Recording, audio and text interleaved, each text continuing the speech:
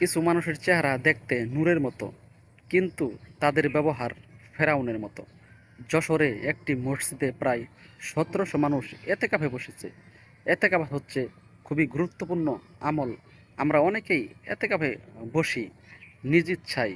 আমরা আল্লাহকে, নিজেকে আল্লাহর কাছে নিয়ে যাওয়ার জন্য এই এতেকাফে আমরা বসে থাকি।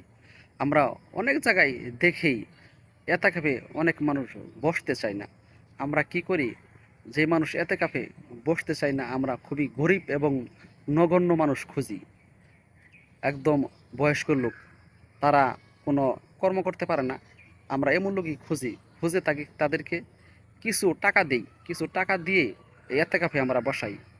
আমরা বিভিন্ন জায়গায় কর্মের কারণে বিভিন্ন সেক্টরে আমরা কর্ম করে থাকি এবং ভাড়া থাকি।